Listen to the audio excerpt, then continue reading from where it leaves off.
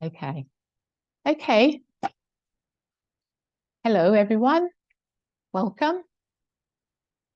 And welcome to the Thursday night book club.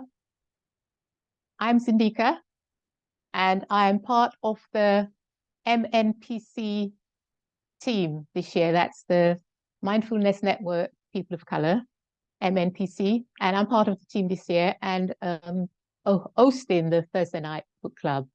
So the aim is to finish by 8:30 p.m. So we're here for an hour. But if we go over, that's fine. You know, we can go over a bit if we need to.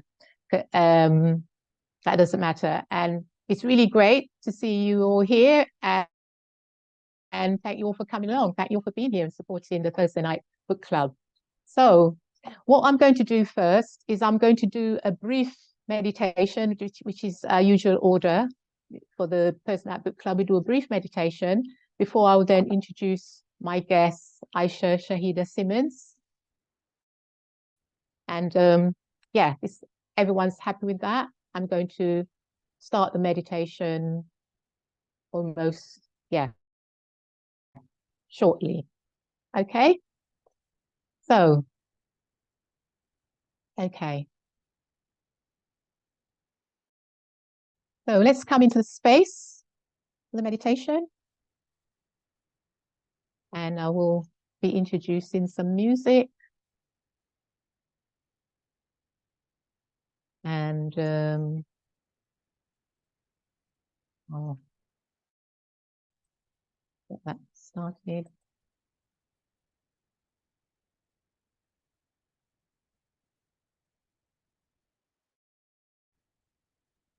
Yes, screen.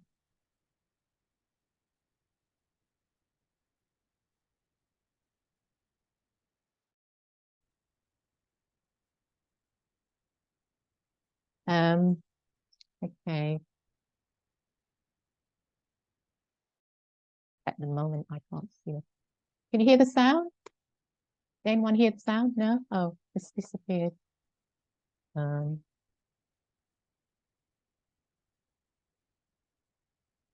Okay. We'll go ahead without the sound.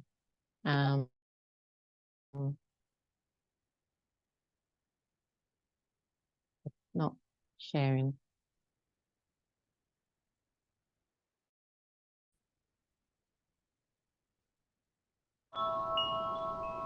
Hear sound? You can hear sound? Okay, good. Okay. Okay. So let's come on into the space and be mindful of our breath as we come in.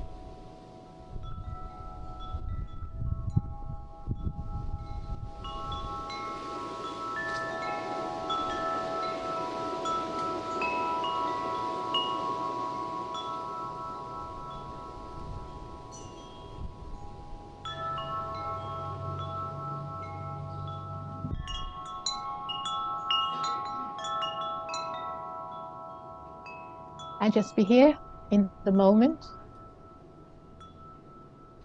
Leave everything else aside. You're just coming into this space. Any worries, any concerns, let's just leave that outside. Just be here with the breath.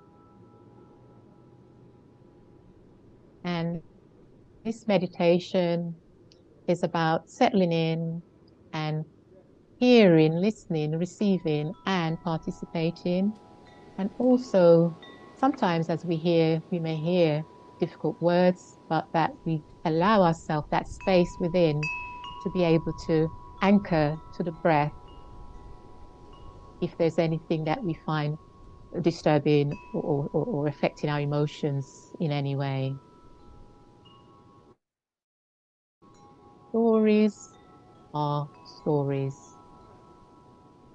And stories are gone, but we share them. And sometimes when we share them, they can bring up emotions. So let's just begin by just really tuning into the breath. And I want you to take in 10 breaths in and out. So each breath is a cycle of in and out. So that will be 1. in and out 2. So let's do 5 in and out breaths, and then you take a minute to do the other 5, and then we'll have 10. So as you tune in, let's just come into the breath and take in first breath. That's 1. Second breath in. 2. Breath 3 in and out.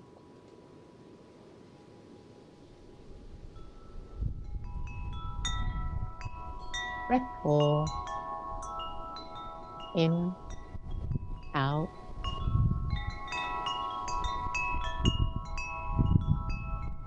Breath 5 in and out. And just continue that cycle of breath 6 in and out for another 5. Take that time for yourself to breathe in and out. Count of 5 more.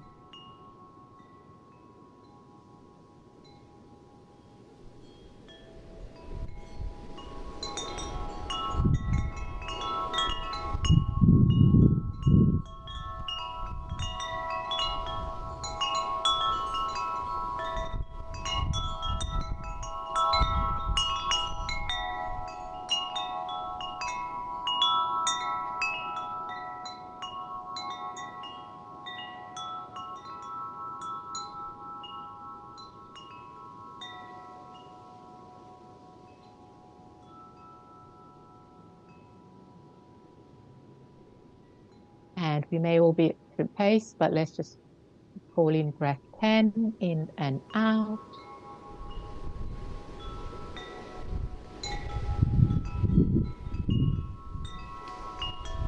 And then as we complete that round of 10 breaths in and out, let's just lose the counting. So we're losing the counting now. Just settling into that pace of breathing in and out. Following your breath in and out.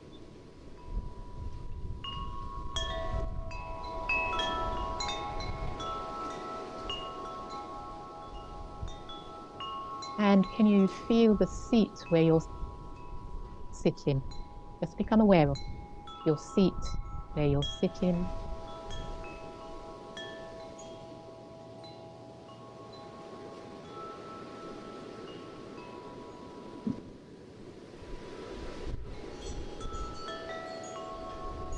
Feel the clothes on your back. So you're just becoming aware of it. So tune into what that feeling is of the clothes, seat you're sitting on.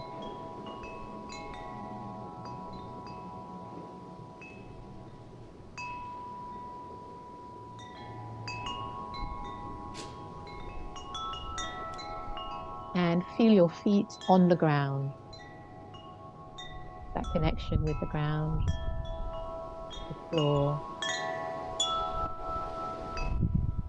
And if you're wearing shoes, you may also be bringing awareness to the feel of those shoes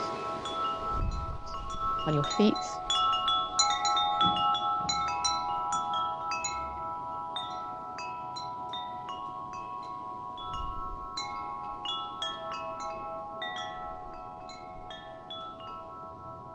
As often you're not really too aware of your clothes unless you can feel some discomfort, and you're often not aware of the seat you're sitting on unless it's causing you some discomfort. If it's uncomfortable, then you'll be aware of it.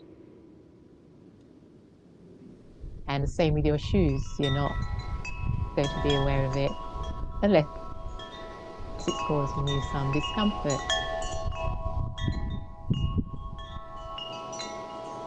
And it's the same with feelings.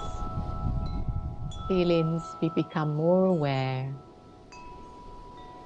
with those feelings that make us feel uncomfortable, cause us to feel sad, maybe disturbed, maybe bring back memories. And when those feelings arise in the body, then we can come back to the breath.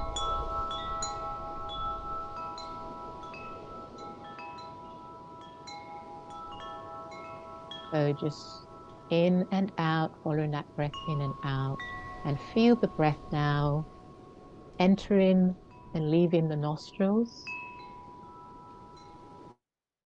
So you bring your attention, the breath entering, leaving the nostrils, feeling that breath, where you feel it, maybe if it's warm, cool.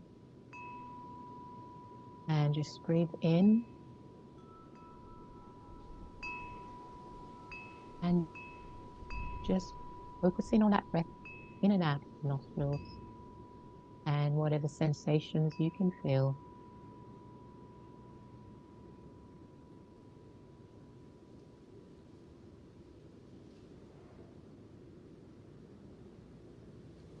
But that breath is always there to bring us back to the present. So with the breath, you can always anchor there and bring yourself back to the present moment if you go off into thoughts.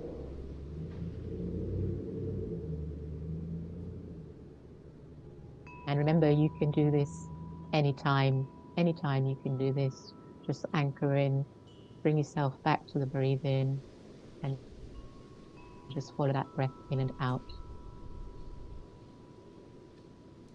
Brings you calm and brings you back to this moment. So as we are here in this space and this moment, taking a nice big breath in and out as we come back gradually back here to the space, coming back together, opening your eyes in your own time, and then taking in a nice breath in and sigh that breath out.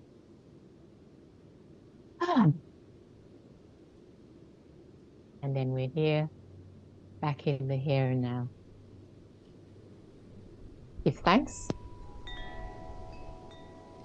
Okay. So, thank you all for being here. I'm just going to close the music down.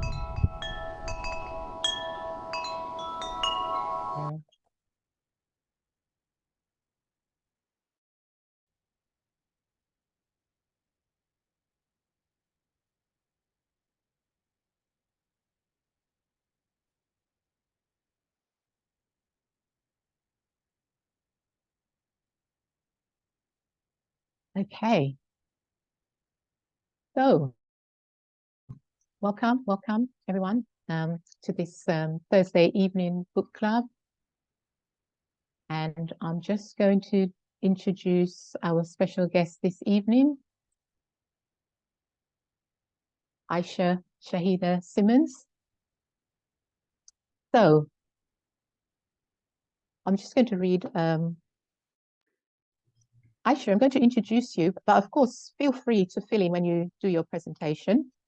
But I'm just going to read your bio as it's presented. So Aishah Shahidah Simmons is an award-winning Black feminist lesbian documentary filmmaker, activist, cultural worker, and international lecturer, Theravada Buddhist practitioner, trauma-informed mindfulness meditation teacher, a child sexual abuse and adult rape survivor.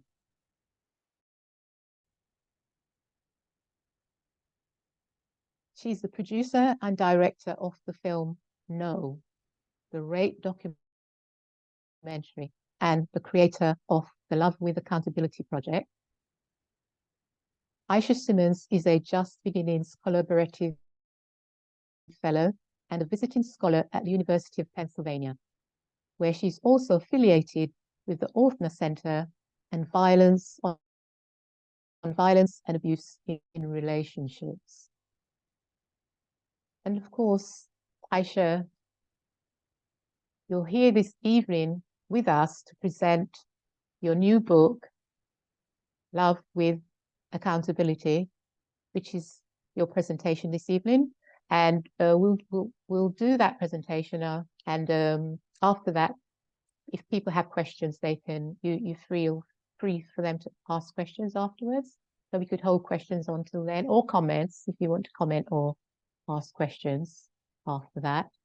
So, okay, so Aishah, let me just kick off with a question. A very accomplished biography there.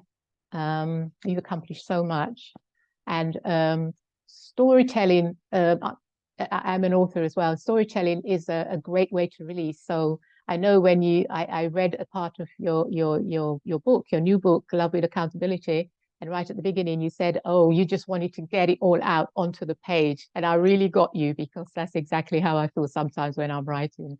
Just need to get it out onto the page. So tell us about your new book, Love with Accountability, but in particular, really, really interested to know about the title and why the book was written. Welcome, Aishah.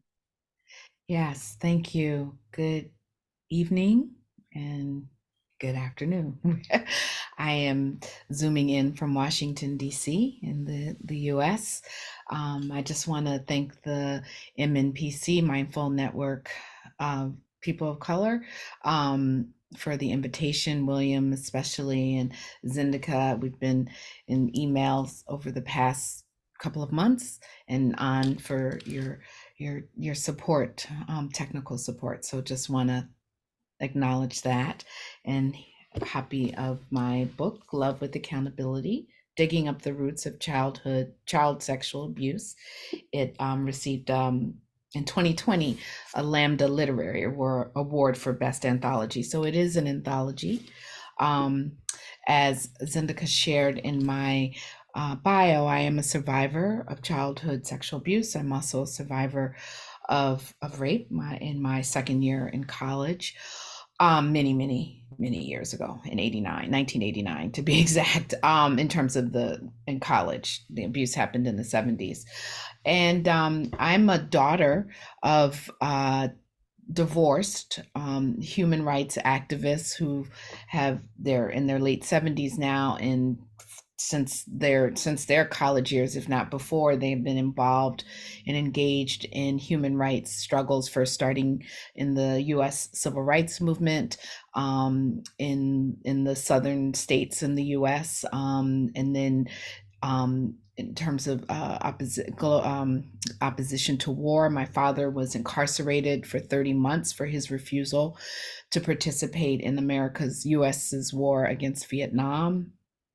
And so my father also lived in Europe up until last year for about 20 or so years in Eastern Europe, specifically in Budapest, Hungary, doing work on trafficking and rights for Roma Sinti people, not just folks. And before the fall of the Iron Curtain, before the USSR, really just making sure to bring in voices from the global South in the conversations around, nuclear disarmament and all of that. And my mother, who's an Islamic scholar, has done and lived in the Middle East and has done a lot of work under women's rights under Islamic law. And so I share that because it's very important, because that is the backdrop. That's where I come. And while they were doing a lot of this human rights work, particularly when they were traveling globally, I stayed with my grandparents, my father's family. And it was my grandfather. He's my step grandfather, the only grandfather I knew, because my biological grandfather died when my father was 10. He molested me. And I told my parents what happened, and they didn't remove me from the situation. initially they didn't believe me. And so I was left with having to navigate as a 10, 11, 12-year-old my way um, in in a house where I was being abused. I mean, it wasn't continuous, but still, once is too many, and it was more than once. And I never knew when it was going to happen. And I never told my grandmother. And So that was that was a huge marker in my life. And then fast forward several, like in my late teens, early 20s, my grandmother developed Alzheimer's, and my grandfather, he was retiring at that time, and they had made these plans to live out their retired lives, possibly move to a warmer climate. And that couldn't happen because of Nana's health. And Papa devoted 10 years of his life to taking care of his wife, my grandmother.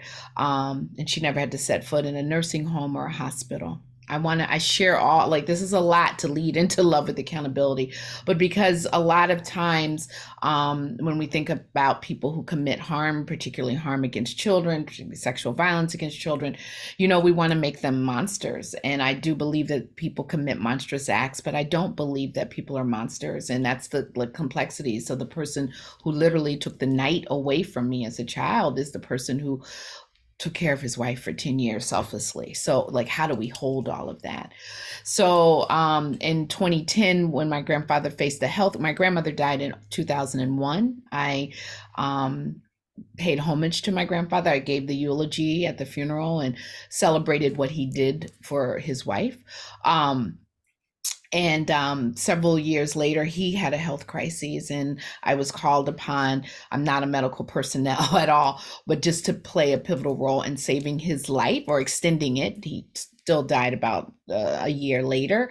And when I reflect on that in 2010, it was like, and I would do it again in that particular instance, but it was that was the turning point, because I realized I could no longer act as if nothing had ever happened. And I started, beginning to really express a lot of rage and ire towards my parents in 2010. Over time, I need to say, through my late teens and stuff like that, there was acknowledgement that harm had occurred and that they didn't do anything about it. And so then we just kind of moved on, so to speak. But over time, I realized that while what Pop-Up did was horrible, was egregious, that my parents as bystanders played a role in this, because they couldn't have stopped the first time, but it could have stopped if they had removed me from the situation. And I really started demanding conversations with them. And they didn't, at that time in 2015, now, by this point, Papa became an ancestor. I did not go to his funeral. And they were doubling down. And I think for them, I'm not a parent, but I can imagine, as people who have dedicated their lives for peace and justice and human rights work, both of them have been jailed and beaten in response to their activism. Both of them have worked on violence against women, human trafficking. My mother is a survivor, and she and my father are both featured in my film, No, the Rape documentary. And so I think that they couldn't face that they did, what is really unconscionable in terms of not protecting me. And it was actually through my meditation practice, along with therapy, I want to say, and community of friends. But I'll never forget sitting on the cushion in my apartment at the time, and because they were not dealing, and I didn't understand how they could not deal, because these folks have the language, they understand human rights violations. And I really thought I was going to lose it. I just remember sitting on my cushion and just feeling like flames were erupting out of me and surrounding me. I just really was like, what am I going to do? And I remember kind of falling and crying, falling off on my cushion, off the cushion I was on the floor. I share all this to say the words love with accountability emerged.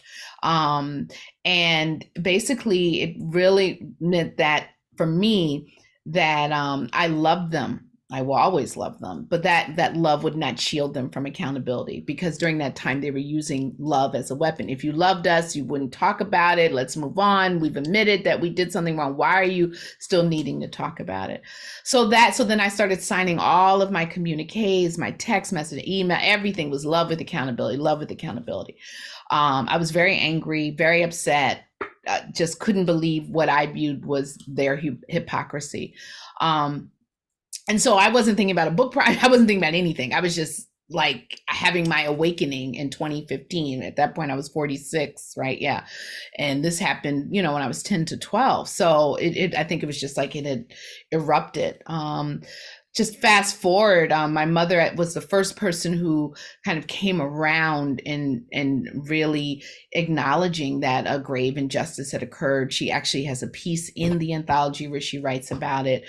At the time that I was working on the anthology, my father was not in a place to talk about it, or at least publicly. But he and I, and the three of us, the height of COVID, the shutdown of the pandemic in 2020, actually had Zoom conversations around it, and really made some significant headway. I feel very fortunate because I know most people will never have that opportunity with their families to have accountability for harm. But that's the journey. And I want to act, it's not like we're all in a kumbaya moment in terms of, there's still things that erupt and come up for me. My practice, however, is just, I feel like we're clear about what's happened. They have acknowledged it. We can't undo what's done. So I'm doing the work with myself in terms of therapy, in terms of meditation, and activism, towards disrupting and ending this global pandemic. And so with Love with Accountability, I invited 40 diasporic Black survivors in diasporic based in the US. So African American, folks from the Americas, and Latinos, indigenous folks, Asian, all of whom identify as people of the African diaspora, and to write about their experiences around sexual harm and abuse as children. And so they share the trauma and their stories, but then I also asked them to envision how we can disrupt and end it, and without relying on carceral responses, because prisons don't stop rape. And then it, as you just heard in terms of my own personal story, it's very complicated when it's loved ones, trusted ones, people who've been, whose mission or responsibility is to care for children, how to respond to it. So I don't believe in prisons. I really strive. It's not, to be an abolitionist. It's a daily practice and praxis. I should say that some of the contributors, however, did use the criminal justice system. It was very important for me or I would say criminal injustice system, it was very important for me to include their voices and perspectives, especially as Black folks, because, we don't tend to get justice in court systems, especially around sexual violence. So I thought it was important for us to hear their stories about what happened. Each of these cases, they actually did receive justice, which is an anomaly here in the US. But I thought it was important. I also realized that not everybody believes in abolitionist responses to sexual violence. And so for me, with this anthology, I see it as a collage of voices, really tackling this issue through sharing their stories, and also in involving themselves in envisioning. I mean, one of the things that I think about a lot, and it's not my own thoughts, in concert with so many others, is that part of the challenge around addressing all this is that we have these limited boxes of what we're told. This is what happened. This is how you respond when sexual violence occurs, and this is what happened. And so what happens if we step out of those boxes and start envisioning something different? And that's what I strived to do in my work, and that's what I invited the contributors to do in Love with Accountability, digging up the roots of child sexual abuse. So, a long answer. Yes. So. Yeah. Okay. And it it's involved families, community, and wider than that. You know, we're talking about child sexual abuse. How hard was it for you to bring that into a book? You know, Mm-hmm. especially, and how did your spiritual practice help you? You mentioned meditation, but Mm-hmm. how did that help you to do that? Yeah. Well, I will say that I first started with therapy. I started doing therapy in 1992. I did have some therapy like in the late 80s, but when I really committed to therapy, it was in 92. So I was in therapy for 10 years before I sat my first meditation retreat, which was in 2002. So I think that, and I don't, so I know for me, I think that therapy supported my being able to sit and be with it. I practice and at least for 17 years I was in a lineage that was very, very austere, traditional Theravadan lineage where you're just sitting. There's no talking, no reading. You're sitting and doing retreats from 10 to 30 days.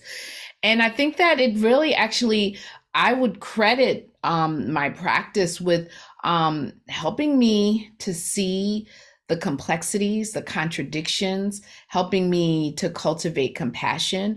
I don't want to, I want to be clear, like I have a lot of rage and I've expressed a lot of rage. So I don't want to act as if like, oh, I've just been so calm. I think it's the practice for now, like almost 21 years, that has really helped support along with therapy, supporting through the burning of the rage, so to speak, not suppressing it, not denying it, and burning through it, and also learning how to not unleash it. And that's been within the past few years. It's for a long time. It's just I would go on retreat, but I had difficulty with understanding how to bring the retreat to my day-to-day life, right? So it would, so the retreats were powerful. And I mean, over time that would happen, but just to really embody it. And I would say within the past 4 years, especially since, being in a new lineage, that it's just really like understanding that the practice is not just only about being on the cushion. Yes, that's lovely. But the practice is also about how we engage, how I engage with others, and am I doing all that I can to not cause harm to myself or to others. And in terms of inviting folks to contribute, I mean, all of the contributors are people who have worked or who are working in one form or fashion to end sexual violence. So and from a wide range. So it's not like everybody's a counselor or a therapist, or I mean, as activists, and people are doing different, like people are educators, but they're folks who are willing, because that was really important, to talk about it, to use their names in totality. And again, recognizing that many people cannot talk about this for a whole host of reasons. But for me, similar to my film, Know the Rape documentary, where the survivors, you see them full frontal, their names, I really want to convey that there should not be any shame for those of us who have been impacted or who are surviving the violence that's been committed against ourselves. And I think it is important that for those of us who are able, that we talk about it, because I think that so much of the proliferation of it happening is because it's done in secrecy. And so when I reached out individually to each one of the 40 contributors, I mean, this is what I laid out and I shared. And there were some folks who were not ready, and I understood that. And there were also some folks who just only wanted to write about the trauma. And I think it is important. Storytelling is powerful. We need to hear the story. But I didn't want, for me, my goal is, how do we disrupt and end it? Yes, what's happened to us is horrible. It has impacted and will impact our lives. But then what is the work that we can do to hopefully ensure that, or to protect future generations, especially in families? I think that it's not easy. It's not easy to talk about trafficking, or I don't want to act like that. But a lot of times when I tell folks that I'm focusing on childhood sexual abuse, that's where people go. They go to human trafficking. And I think that it's really hard to talk about when the harm doers are in our families. I'm not even talking about the priest or the Boy Scout or Girl Scout leader. I'm talking about in our families. Because you can stop talking to your family, you can, move away, but these are people connected to us and connected to other folks. So how do we do that? And for me, my practice has really helped me to continue to work on cultivating compassion, cultivating loving kindness, cultivating equanimity, and not, again, in a way, because I think it's so important not to spiritually bypass, not to let anyone, quote unquote, off the hook, but to understand that so many of us who have experienced harm, and again, that doesn't, I've been sexually abused. I have not sexually harmed anyone. So I'm not saying that is the what do you call it? The result. But I think that if we can't see the humanity of the harm doers, as flawed as it is, that we're never going to be able to disrupt and end this. That's why, for me, it's called digging up the roots. Like, if we're really going to disrupt and end, we have to dig up these roots. Yes, yes, I see that. And what you've done as well, you've had a breakthrough with your family, because you actually, I don't know at what point you started speaking with your mother, but that you actually got her to actually be one of the contributors in the book as well. And Aishah's mother's story is right at the beginning, which kind of sets things up for the book as to unfold as well in terms of the other participants. And like I was saying, what is it that you're talking about, digging up the roots, and how hard that is, because it's a hard thing, and the language in your book it's hard. It's right from the start. It is hard hitting, and I think some of your reviews have said, sort of similar along that line. And so it is a tough thing to do. So what would you want people to get from, they pick your book up and they read various contributors? What would you want them to get from the book? Yes, thank you. And before I answer that question, I was thinking, Cal, you opened with that beautiful meditations, Indika, and talking about breath. And that's something that's very a theme throughout the book. So I opened by just talking about the power of the breath and how it can be a grounding anchor. And between between 5 chapters, so each set of 5 chapters, I have the words breathe interspersed, to really, because it is hard, right, to really encourage those who are engaging with the anthology to really take care of themselves, to ground, particularly those who've been impacted or know someone who's been impacted by the violence. So in response to your question, there are a few things for me that's very important. One,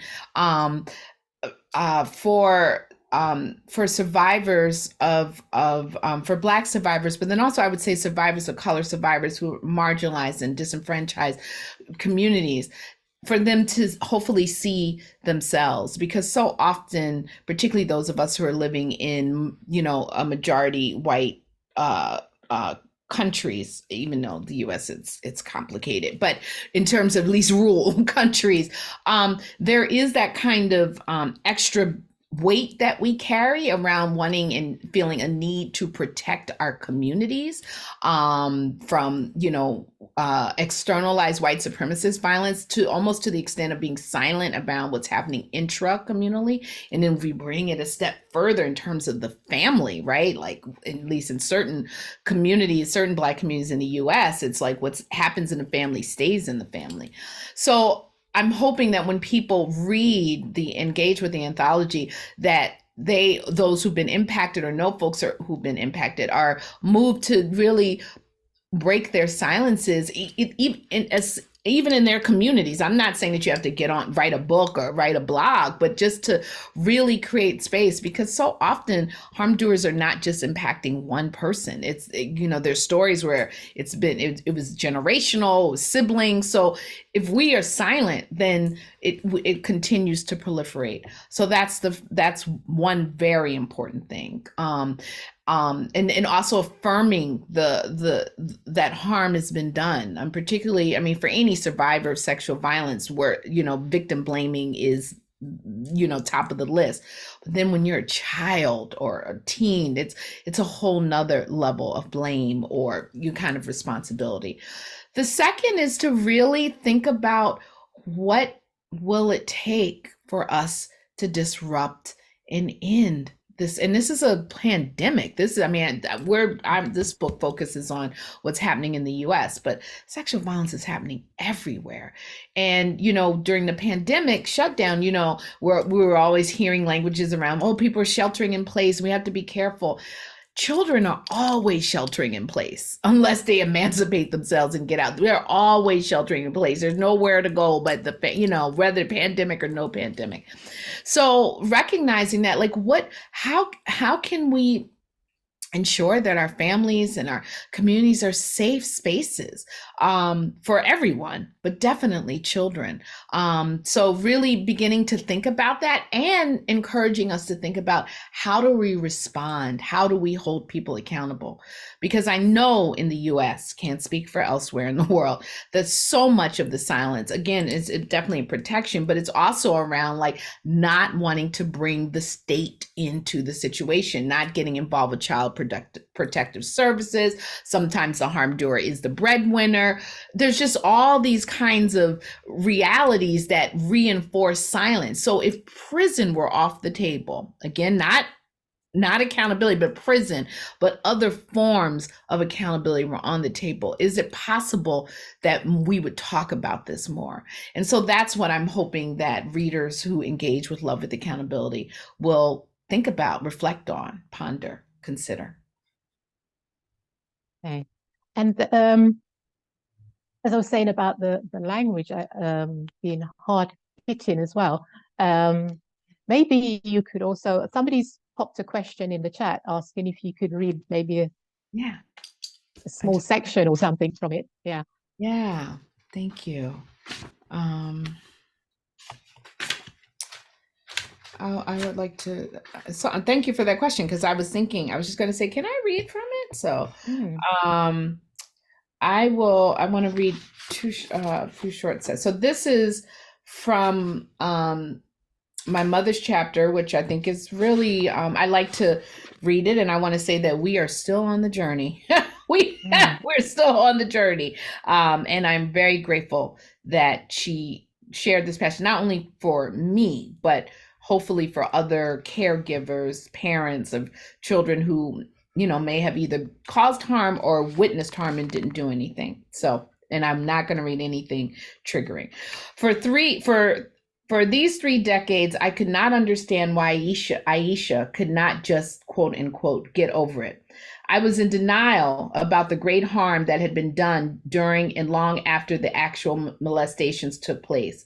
There was the great harm of Aishah's father and me acting normal around this man, never letting on to other family members that he was not as he appeared, but who was someone who caused our daughter great harm, who we were protecting for our own selfish reasons. Worse, we had expected our daughter to keep it a secret, to never tell her grandmother. It would kill her, we kept repeating over and over. Or all of the family members who regularly gathered to celebrate birthdays and holidays over these 3 decades. We acted as if it was all normal. I never understood the tremendous harm I was inflicting on my daughter. What is worse, I never thought about what she must have been going through at all those parties, dinners, and gatherings held in that house. We wanted her to put it behind her, to forget about it, to not upset the happy family. I did not understand until August 2016 why Aishah was still angry with me and why our relationship was so troubled. I was oblivious to the fact that the harm continued way beyond the 2 years she was being actively molested. As a civil rights, women's rights, and human rights activist, I am shocked and ashamed of myself. I am ashamed that I let my only child, a woman child, suffer all these years in silence. I'm ashamed that I did nothing, really, to take her out of the horrible situation she she endured during and long after the molestations occurred by wanting her to keep it quiet, to keep it secret, to go there regularly and act as if nothing had happened. I don't know how I did this. I'm just now admitting and coming to terms with my inaction that this great evil that I covered up and expected Aishah to cover up. I'm just now, 37 years later, coming to terms with the terrible spiritual, psychic, emotional, and physical toll that it has taken on Aishah for almost 4 decades. I am just now becoming accountable to her for the love I have always proclaimed to have for my daughter. So that is one excerpt, and I'd like to read another excerpt from Dr. Kai Green towards the end of his chapter, and he writes, "We must ask ourselves, what is the relationship between accountability and transformative justice? Justice that transforms harm into something else, like Black love, is hard work. This kind of justice changes both individuals and systems of oppression. In order to envision and create this new world, we sometimes have to suspend our notion of reality, which is also steeped in history. What we have experienced can sometimes confine our imaginations, so we have to work against that non-creative force. This work requires intentionality. What is accountability for Black girls whose bodies remember family secrets that were supposed to be kept buried, forgotten, but like ghosts, they rise? You must remember and affirm your truth in spite of forgetfulness. Accountability looks like even more struggle after the harm has been done, after the PTSD, after the nightmares, after all that. Accountability looks like an investment in the healing of the harm-doer. We desire for harm-doers to cease harm, but accountability asks something else of those who have been harmed. It asks us to believe that the harm-doer can be different and do better. Accountability initiates transformation in the lives of those who were harmed and those who have harmed. Sometimes one person can be both. Accountability moves us toward a world where Black girls won't have to inherit Black mothers' trauma. Black girl and Black mother no longer lean into the false protection of respectability politics, body policing, religion, and covering up.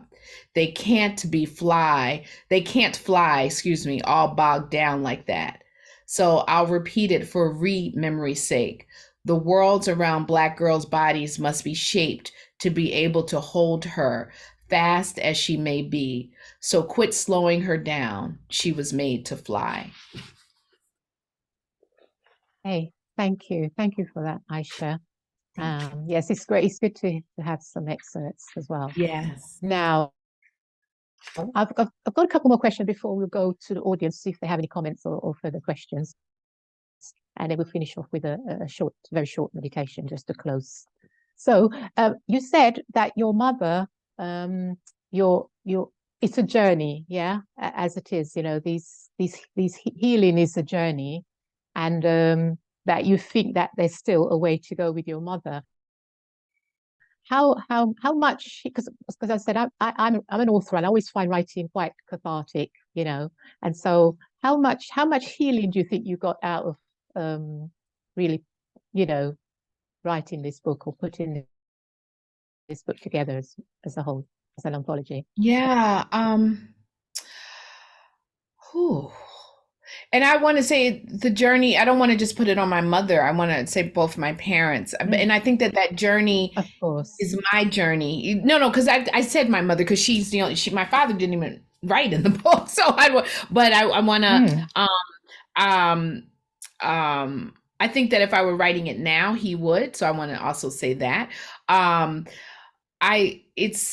What's important for me is to understand, for me, and I'm only speaking for myself because I think that every survivor has to figure out their journey.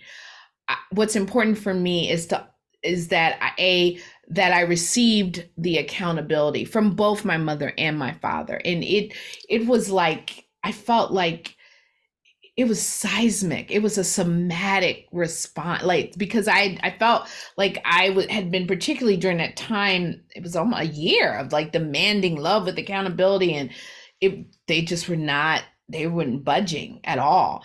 And so for them to come around and talk about and to acknowledge and to apologize. I mean, they had apologized in the past, but I think with this new understanding about their bystanding roles and about the impact, right? Because it stopped when I was 12. Now, Pop-Up didn't say, I'm no longer coming into the room. I didn't know that it stopped. The only reason I know it stopped is I can look back on it. So I was still in perpetual fear. And that was a second home. I mean, my grandparents provided that nuclear family home that my parents' lives did not provide. I mean, Nana was like a second mother to me in so many ways. So that was profound. There's a biography out on my parents that just came out called Stayed on Freedom, The Long History of Black Power Through One Family's Journey. And and the biographer writes about the abuse with my parents' consent and participation. And so for me, I don't think that would have happened because it's about their lives. I mean, of course, I'm a very integral part of their lives, but I don't think them really addressing how they did not protect me in the backdrop of all their incredible work would have happened had it not been for Love with Accountability, for the work that I did. And so here's a book, the book on their lives, where the average person is not thinking they're going to read about childhood sexual abuse. In fact, it's not even part of the description. You wouldn't know until you get into it. And even in the author at the end of the biography ends on Love with Accountability. Really talks about, the work, the work that we've done and are still doing. So that's been very healing. So I'm happy that Love with Accountability exists. I'm happy that Stayed on Freedom exists. I mean, first, definitely to document their lives, but also to talk about the complexity of this, because usually in these kinds of biographies about activists and all that, we don't hear those complexities. We don't see those complexities, right? We just know about the great leader and their great, how great they are without the contradictions and complexities. And that's very important to me, especially as a self-identified activist cultural worker, that we talk about it. We can't be talking about changing the world if we're not even looking at the ways in which we are causing harm to ourselves and each other. I mean, to ourselves and each other. So that's been, for me, very, very powerful. I'm working on a spiritual memoir called Love, Justice, and Dharma, where I'm going to actually, because with No and Love with Accountability, I would offer that I'm in these projects, but it's also cultivating the wisdom, the experiences, the expertise of combined 75 diasporic Black survivors, scholars, activists, etc. So now I really I feel like I'm in a place where I can tell my story, and particularly with this biography out, because I kept feeling like, how could I tell the story? I didn't want it to be a mommy, daddy, dearest thing. And so I was just like, how do I tell it? But then I got to tell who my parents are. Well, now I can point people to that book. To Stayed on Freedom. And the other thing I think is really important is that No focuses on sexual violence committed against Black cisgender women. Love with Accountability includes the voices of trans, non-binary, as well as cis men and women. And that's really important. Kai Green, Dr. Marshall K. Green is a trans identified person. So he actually is working on a book called A Body Made Home, which is really talking about his whole kind of transition from girlhood into becoming a trans man. And so that was really important, because when I first started working on sexual violence issues in the 90s, I thought that this was something that only happened to women, to cisgender women. Like I didn't even think about what was happening to boys, men, and in the 90s, I didn't even have an understanding or language for talking around trans and non-binary identities. So that when I started working on Love with Accountability, it was very important for me to include the voices and perspectives of the diversity, the gender diversity, the sexuality diversity under the arc of being diasporic Black folks, as well as having deaf contributors. Because often when we think about sexual violence, we don't, at least I haven't historically, thought about what does it mean to be disabled, to be deaf, to be blind, and being harmed, like when you're literally dependent on folks. So that was really important for me to include those voices in I'm saying the documentary, in this anthology. Yes, huge problem. And you said your mission, it's a huge mission, a colossal, isn't it? Mission to end child sexual abuse. Yeah. And the one Generational, change probably. you're thinking, yeah, across generations as well, you know, generational trauma that brings intergenerational trauma. So if what one change before we're going to close soon, but I just want to go back to the audience. What one change would you like to see your book just do, you know, as it's out there and you've won an award for it as well. Yeah. Yeah, one change. Woo, one change. Yeah, it's Yikes. huge. So, but just to start, what Yeah, is there one thing? yeah. Is there one thing you'd like to see Mm-hmm. to begin this I journey? would, Your mission? I think one thing I would like to see is more conversations around childhood sexual abuse, especially in families. I think that to really talk, so I feel like it's for me, it's a trifecta of talking about it, um, thinking and really working on ways to heal and in how to respond in a humane way that I would offer. And it's not just because I'm Buddhist, because I know many folks who are not Buddhists who also hold this perspective, that I don't want someone's inhumanity to cause me to behave inhumanely. So I just, for me, it's just really, how do we hold all of these complexities? Okay. So could we go back to the audience just before if there are any questions or comments? You're happy with that, Aisha? And Yes, I am. I'm yeah, very, okay, we can just thank you. um, do that. Thank you for your presentation of your book. Yeah, so if anyone has any question, you can pop it in the chat, or you could just speak. Oh, turn your mic on and ask, or if you want to just Hello, make a comment hello, Aisha. before My we my name is close. my name is Chris, and I identify as a gay man for quite some time now. And in thinking about my own experience and looking at the African diaspora, I'm currently in South Africa at the moment, but it was born in Seattle, Washington. I've done quite a bit of traveling, and in relationship to the African diaspora, especially as it is in America and what we've gone through and go through currently, that the question about the family and how this is perpetuated in our Black families specifically, and how it has been a historical thing as a result of being diaspora in the first place, that 5 generations ago, 6 generations ago, the way our families were torn apart because of slavery, because of that type of abuse.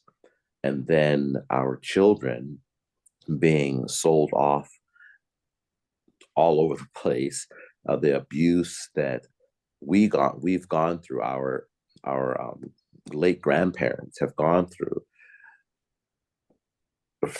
Thinking about accountability itself and having that conversation with our families, that Africa diaspora part for me seems it would be very crucial, because it's as if we can't leave that out, that there's a historical perpetuation of our children being disjointed from family, and then the trauma that we've gone through because of that type of abuse, slavery abuse and things like this, that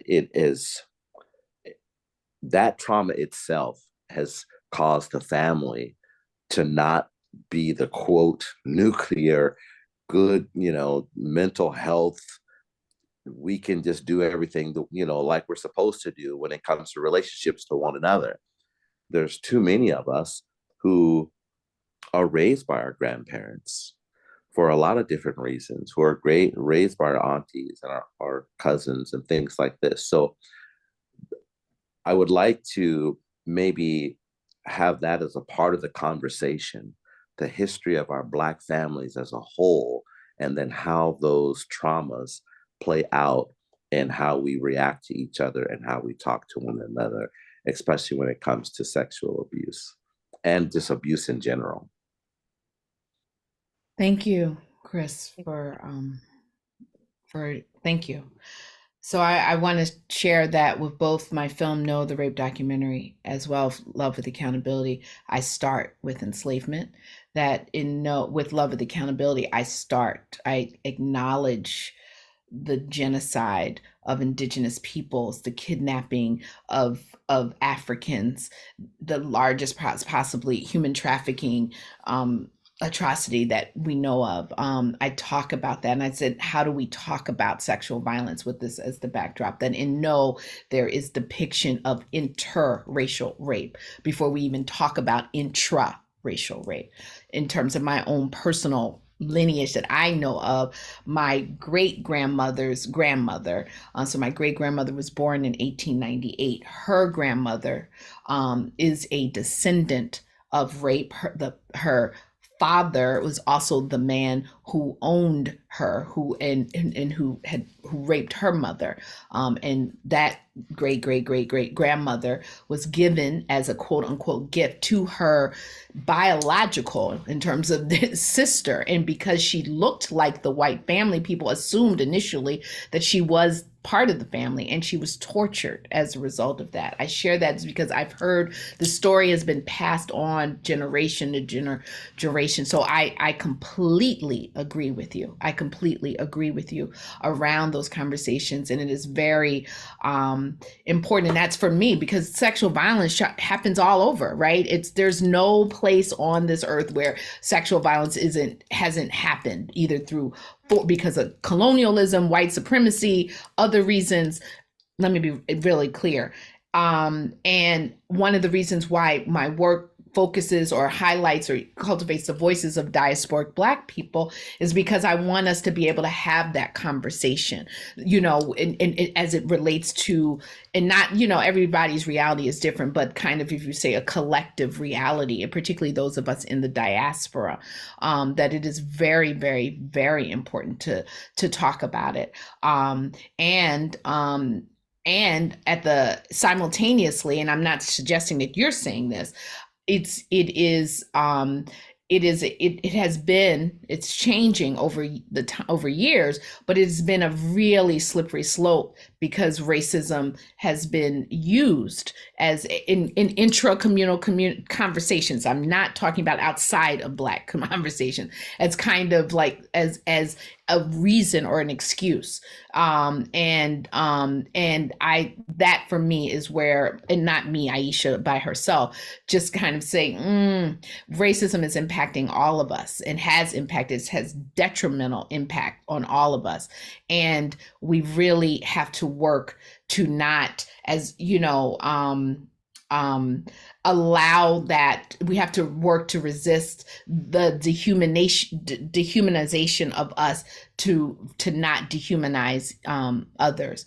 But without question, as I said in the anthology, my introduction really lays out, history and then how do we talk about it. And then No, I mean, not only is it the transatlantic, the horrors of what happened with the human trafficking, I hate calling it the slave trade, in terms of what happened during the Middle Passage, but then also talking about lynching and how that plays a role, the lynching of Black men and women and children, but how that plays a role in silence, and looking at civil rights and Black Power and Black Panther movement, like how all of that, because for me, what I realized with doing this work, that in Black context, it is, we have to create the context to talk about to talk about how do we disrupt and end these horrible atrocities, recognizing that we are descendants of horrible atrocities committed against us. All the more reason why I strive every day to be an abolitionist, because I don't believe that prison, which in the US is a modern form of slavery, modern day form of slavery, is the response to the harm that we are causing each other. Yes.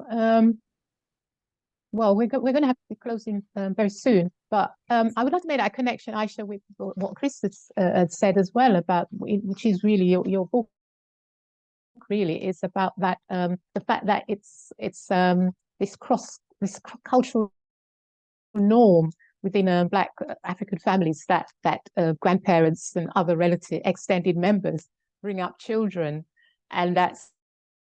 Sometimes you talk about accountability, where are the parents, where do they figure in all of that? So that's definitely something when we talk about healing, that we have to take responsibility for that. We all have to take responsibility for our own healing and for family healing, community healing, and all of that is needed in order to be able to begin to address that. So I think that I think your book is going to be doing some of that. Yeah. Before we close, of course, before we give the last word for Aishah as well, before we close and have short meditations, does anybody else want to make any comments just before we close? I just want to, thank you, Aishah, for, sharing, first of all, writing the book and having this enormous courage, to share your story and to be so passionate about bringing all these issues into the public domain. And a lot of people don't have this courage. A lot of people, don't go through this healing journey, and the damage continues to perpetuate itself all the time in all different communities. And I do believe that the legacy of slavery is multi-layered. I'm from Brazil. My grandmother was an indigenous woman, and she was a child bride at the age of 13. So, and I talk a lot about ancestral trauma. We carry this ancestral trauma in our DNA. So, it's really quite tough. One thing I was going to say, I've been thinking a lot about the whole problem, and I'm thinking, visualizing the children going through this, right now as we speak. And one thing that they did in the UK is bring the educational system into this, where children are educated on what is sexual abuse, what is not okay.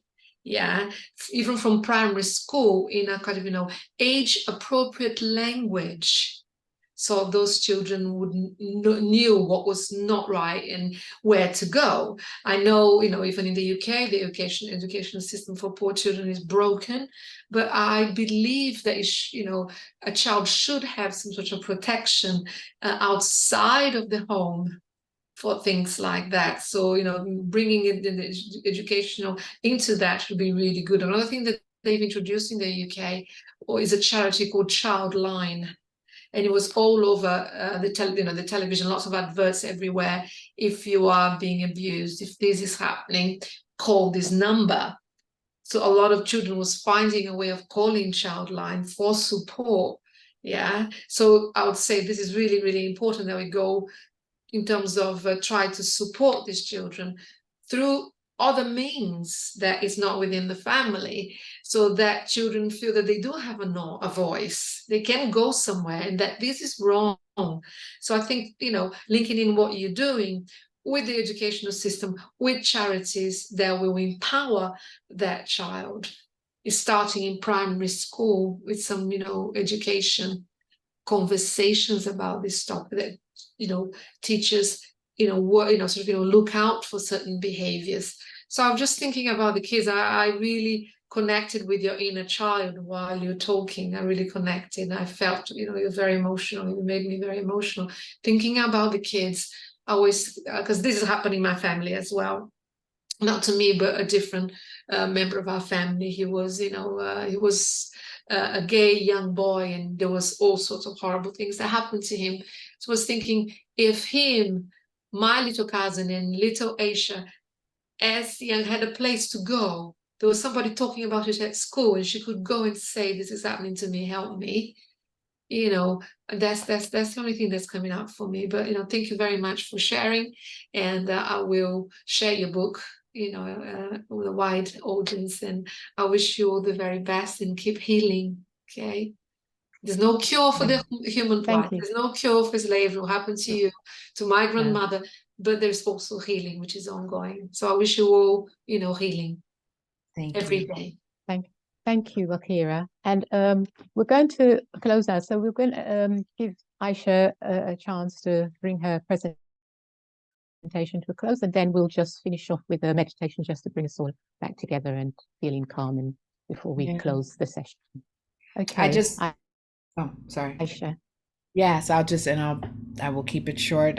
So thank you for Akira for sharing. I agree that education is critical. In fact, one of the contributors, Ignacio Hutia Shaiti Ribera, writes about it, and they have a project, a organization called the HEAL Project, where they talk about comprehensive sex education from the cradle to the grave, and they use the analogy of like being swimming, like how we teach children to swim, that we don't teach them to the fear of water, we teach them to respect water, and that's what we have to do around sex education. That it's like, oh, we don't talk about this, and so and also, and I would appreciate about what Ignacio talks about is like, there's this assumption that most adults know, and so many adults don't even know. So it's not just the children, but definitely the adults involved. So thank you. And just Zindika, I was reflecting around grandparents, because, you know, I think my parents definitely needed, you know, for my grandparents' place to be the safe space. And it wasn't. I mean, it was complicated. It was and it wasn't. And so just all of those places around, you know, where children go if their parents are not available, or even if their parents are available in certain places. So just really, you know, hoping that collectively in this Zoom room and also beyond, that we will, you know, work to co-create a world without violence and centering children, because I think that a lot of adults running around and running our nations, I think that they're wounded children, frankly, and I just think that what would it look like if children really knew love and safety and protection and affirmation. And I think children, they have so little right. And if we could increase the right of the young children as young as primary school, and teach them they had a voice, right? I think it would be really, really important. Exactly. And not forcing them to kiss the uncle or the auntie or whatever, you know, all those things that I know I grew up with, you know, it's just like allowing them to have bodily autonomy, that we have to really rethink what respect means. And I'm not saying be disrespectful to adults or whatever, but I think that children should be able to have the right to say no as it relates to the body autonomy. Absolutely. So fingers crossed, you know, people call on in terms of educating the children as young as, you know, as I say, you know, from the cradle of children are very smart. They are. Very smart. All they need is this support, and know that they should know their rights. Exactly. You know, children are very smart and very special. Thank you. Thank you, Zindika. Thank you. Thank you, Aishah. Thank you for your presentation and your time this evening. And we're going to drop into a brief close, and let's just all sit up for a moment, take in a nice deep breath, and just breathe in and out. I'm just going to put the music on again.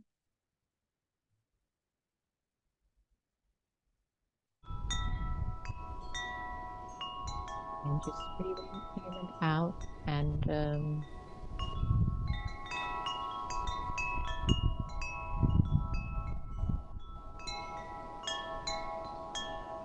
really tuning into your breath.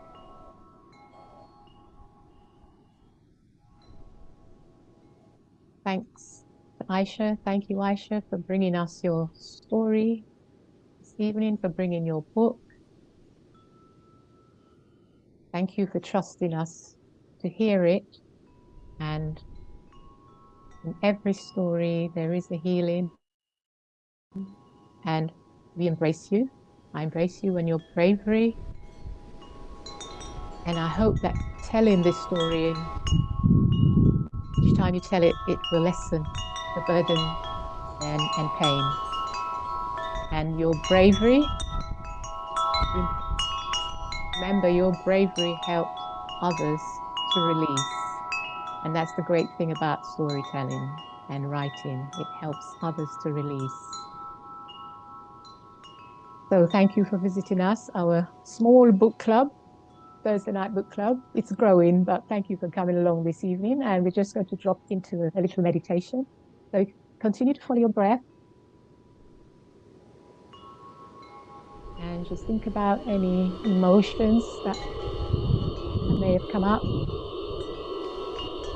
And let the breath release those emotions. Just let the breath in and out.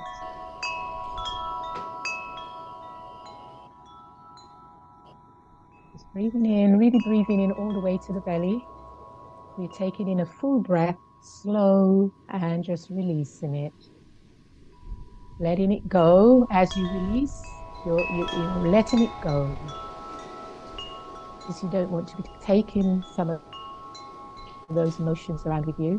So let's close with a few calm moments of breathing. Breathing in and out several times. I say, I write, I tell, I release. Breathing helps me to release, connecting me to the inner and the outer, connecting me to life force. And think about your life forces, and just think about yourself being connected. And bringing the breath in and out is all about that connection, inner and outer connection. Connecting to energy. And tell yourself, this breath is connecting me to my energy, is helping to release and clear any unwanted emotions and feelings right now. Moving through time with the breath, feeling that breath, breathing in and out, breathing in some calm, some relaxation. You are breath. Breath is you.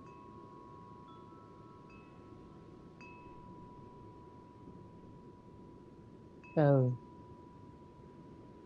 let's just take in that for a moment, feeling that connection with the breath. You are breath, and breath is you.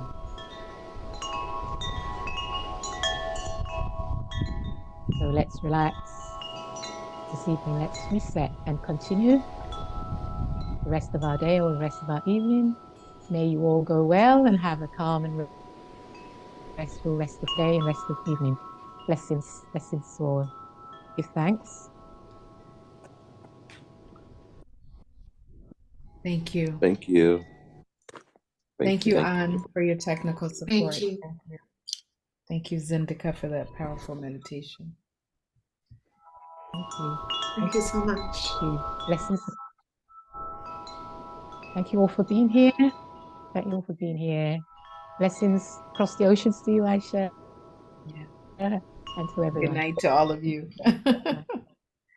All right. Thank you. Bye-bye. Thank you. Bye.